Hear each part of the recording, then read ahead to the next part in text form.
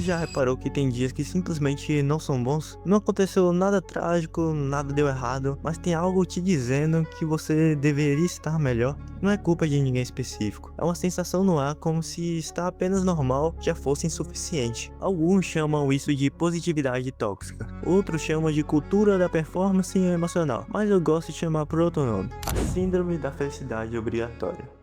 Hoje a gente vive numa época em que felicidade deixou de ser um momento e virou uma obrigação. Que não basta viver, tem que viver bem. Que não basta trabalhar, é preciso amar o que faz. E não basta acordar, tem que acordar motivado. E quando isso não acontece, parece que existe algo errado com você. Mas deixa eu te propor uma pergunta diferente. E se o problema não for a sua tristeza? E se o problema foi a ideia de que ela não deveria existir? Arthur Schopenhauer dizia que a vida oscila entre a dor e o tédio. Não como condenação, mas como descrição honesta. E talvez o que esteja nos adoecendo hoje não seja a dor, seja a recusa em aceitá-la. Ao decorrer do vídeo eu falo um pouco mais sobre Schopenhauer. Porque a tristeza não é o problema. Repara como tudo virou performance, que você não pode só acordar, tem que acordar grato todos os dias, como se existisse uma cobrança silenciosa no ar, que se você não está feliz, você está fazendo algo errado. E isso começa a transformar emoções normais em falhas pessoais. Imagine o corpo humano, que nunca pudesse sentir dor, sem febre, sem inflamação, sem desconforto. Parece bom, mas seria um organismo incapaz de perceber perigo. A dor existe porque algo precisa de atenção, assim como a tristeza. Mas hoje, qualquer desconforto emocional é tratado como defeito, como se viver fosse um problema, que precisa ser corrigido. Voltando a Schopenhauer, ele disse que quando queremos algo, sentimos falta, e quando conquistamos, o vazio aparece. E a felicidade é sempre como um intervalo e não como estado permanente. O problema é que a cultura atual trata a felicidade como se fosse padrão, como se fosse o lugar onde deveríamos morar. A sociedade da autocobrança. O filósofo Byung-Chul Han descreve algo curioso sobre o mundo moderno. Ele fala que antigamente a sociedade funcionava pela repressão. Hoje ela funciona pela autocobrança. Ninguém precisa te obrigar, você mesmo se cobra. Você precisa ser feliz, precisa ser realizado, precisa estar bem. E quando não está, parece que a culpa é sua. E essa cobrança silenciosa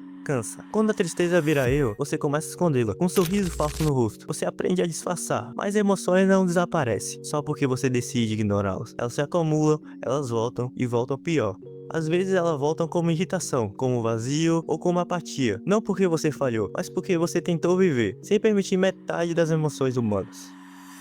Aceitar o que a vida é. Maturidade emocional não é sentir menos tristeza, é aceitar que ela faz parte da experiência. Alguns dias são bons, outros são difíceis e alguns dias são apenas comuns. O problema não é o dia, o problema é esperar que todos eles sejam extraordinários. Existe algo quase que rebelde em simplesmente admitir que hoje não foi um bom dia, sem transformar isso em aprendizado, sem nem criar uma lição bonita, sem fingir que tudo tem um significado profundo, só aceitar que a vida tem dias ruins, porque às vezes a vida não está tentando te ensinar nada, às vezes ela simplesmente está acontecendo. E curiosamente, quando você para de exigir felicidade constante, algo muda, a pressão diminui, a comparação perde força e a felicidade, quando aparece, parece mais real, porque ela não é mais uma obrigação, ela volta a ser momento. Talvez a saúde emocional não seja estar bem o tempo todo, talvez seja permitir que todos os estados existam: alegria, tristeza, tédio, frustração, sem transformar cada sentimento em problema a ser resolvido. Porque às vezes, o gesto mais honesto que você pode fazer não é melhorar o dia, é aceitar que ele foi apenas um dia comum e que isso